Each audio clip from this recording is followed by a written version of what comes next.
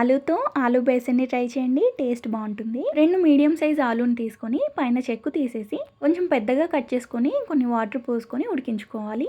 ఆలూ ఉడికించుకున్న తర్వాత stove off చేసి ఎక్స్ట్రా వాటర్ అన్ని తీసేసి ఒక ప్లేట్లోకి తీసుకోవాలి. ఇప్పుడు స్టవ్ ఆన్ చేసుకొని కడాయిని పెట్టుకొని అందులో 1.5 టేబుల్ స్పూన్ ఆయిల్ని వేసుకోవాలి. ఇందులో 3/4 గ్లాస్ వరకు శనగపిండి వేసుకొని ఫ్లేమ్ని మీడియం ఫ్లేమ్లో పెట్టుకొని పచ్చి వాసన పోయేదాకా ఫ్రై చేసుకోవాలి. ఇదే కడాయిలో 2 టేబుల్ స్పూన్స్ ఆయిల్ వేసుకొని 1/2 టీ స్పూన్ ఆవాలు, 1/4 టీ స్పూన్ జీలకర్ర వేసుకొని అవి కొంచెం ఫ్రై అయిన తర్వాత ఒక మీడియం సైజ్ ఆనియన్, 2 పచ్చిమిర్చిని సన్నగా కట్ చేసుకొని వేసుకోవాలి. 1 టీ స్పూన్ అల్లం వెల్లుల్లి పేస్ట్, కొంచెం కరివేపాకు వేసుకొని పోపు బాగా ఫ్రై అయిన తర్వాత ఉడికించుకున్న ఆలూను వేసుకొని 1/2 టీ స్పూన్ పసుపు, 1 టీ స్పూన్ కారం, రుచికి తగినంత ఉప్పు, 1 టీ స్పూన్ ధనియాల పొడి వేసుకొని అంతా కలిసేలా మిక్స్ చేసుకొని 2 మినిట్స్ ఫ్రై చేసుకున్న తర్వాత కొంచెం కొత్తిమీర వేసుకొని కలుపుకోవాలి. చివరగా వేయించి పెట్టుకున్న శనగపిండి కూడా వేసుకొని అంతా కలిసేలా బాగా కలుపుకోవాలి. ఆలూ బేసిన్ చేసినప్పుడు శనగపిండి పచ్చివాసన లేకుండా ఫ్రై చేసుకుంటేనే ఆలూ బేసిన్ టేస్ట్ బాగుంటుంది. అంతేనండి, ఆలూ బేసిన్ రెడీ. ఈ ఆలూ బేసిన్ రైస్లోకి చాలా బాగుంటుంది.